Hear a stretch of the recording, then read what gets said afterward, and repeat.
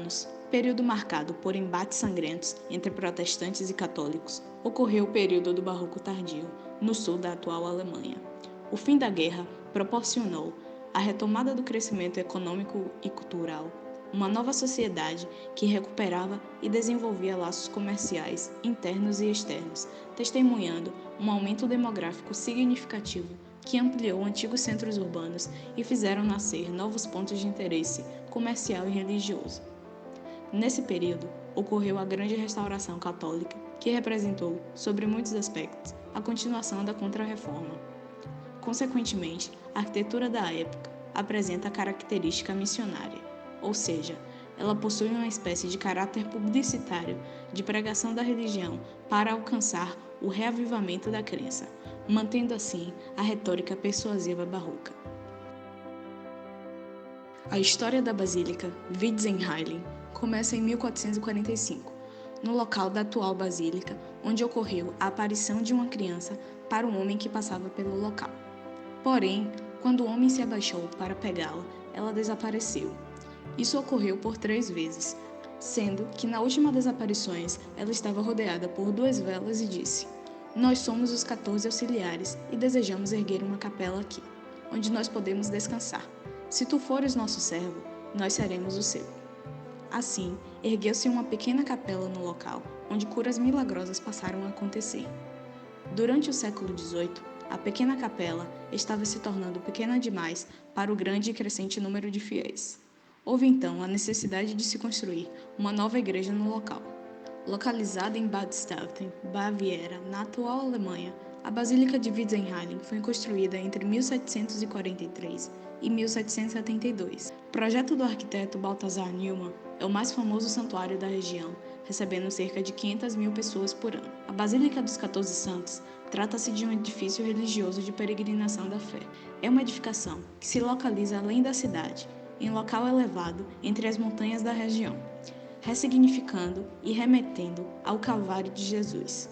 No percurso até a Basílica, ela se revela subitamente, um efeito dramático característico do Barroco.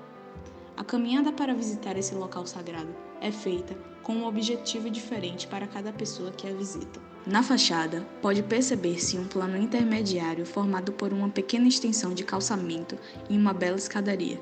Esse plano denota uma cena de caminho de purificação que aumenta as sensações emotivas do peregrino.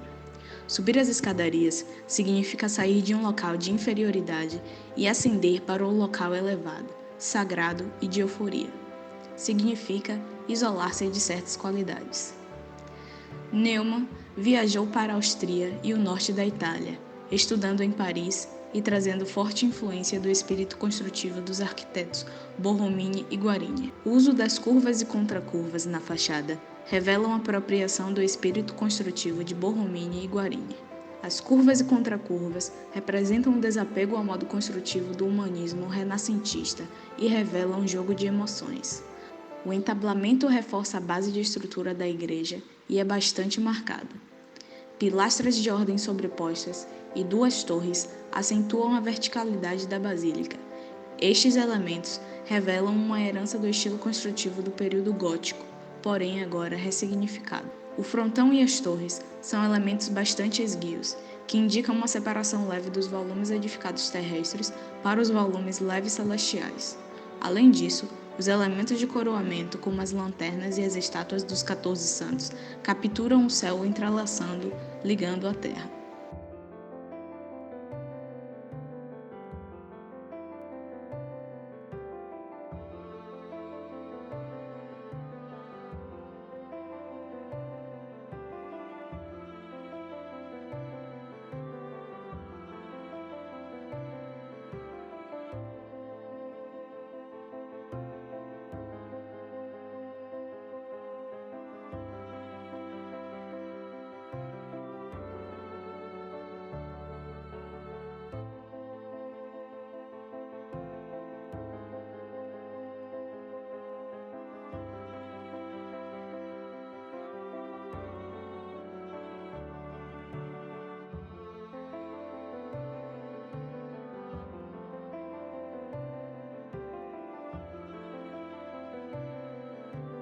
O barroco tardio e o rococó são contemporâneos e coexistem no mesmo espaço.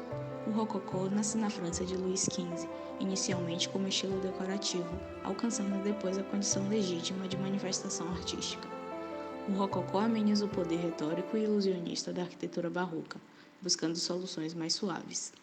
Fica claro na arquitetura rococó francesa o contraste entre o exterior sóbrio e ordenado e o interior movimentado e requintado, oferecendo ao transeunte uma surpresa ao adentrar o edifício. A porta principal é um elemento de passagem do mundo profano para o mundo sagrado. É possível perceber uma fachada austera e obscura, fazendo uma transição para o interior claro e suave. O rococó busca a ruptura com apelo persuasivo, acabando assim com a retórica persuasiva do barroco. A luz como um elemento na arquitetura barroca quase sempre era direcionada, iluminando um ponto focal dentro dos edifícios. Já no rococó, a luz penetrante pelas janelas vitrificadas, com a ressignificação do uso da luz do período gótico medieval, emana no ambiente de forma efusiva e abundante, iluminando todo o espaço e a elegante decoração interna. O uso de cores claras, o uso do branco abundante, ajuda na irradiação da iluminação do espaço. O uso de curvas e contracurvas e a sinuosidade das conchas no teto, as rocalhes, se completam numa decoração mais bem definida, fazendo oposição à decoração carregada e pesada do barroco. A planta da basílica é uma transfiguração da planta em cruz latina, onde o transepto se reduz a duas formas circulares. A elipse central abriga o santuário que internamente quadros remetem à história da basílica, podendo ter sido o local da construção da primeira capela.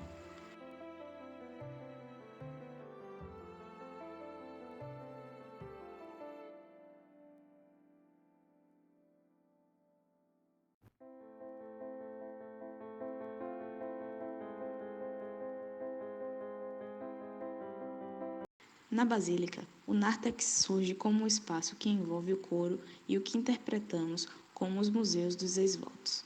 Ao adentrar a capela, surge uma porta secundária, que tem por função o barramento do vento frio para o interior da basílica. Nas laterais, as torres abrigam dois espaços, chamado Museu dos Ex-Votos, onde os fiéis consagram os santos com presentes em forma de agradecimento. O coro, localizado na parte superior, emana no ambiente de forma a ambientar e reforçar a fé do peregrino.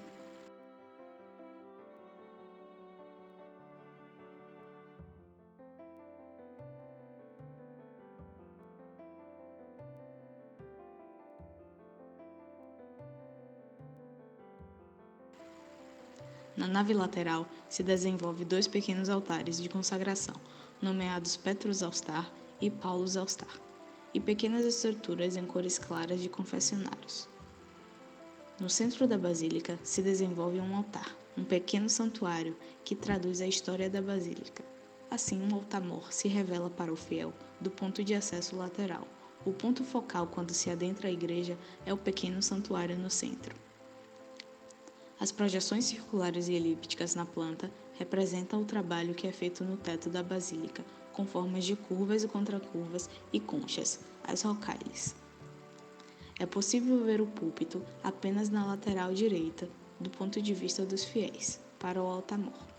Estrutura destinada a esta para a leitura de epístolas e divulgações gerais.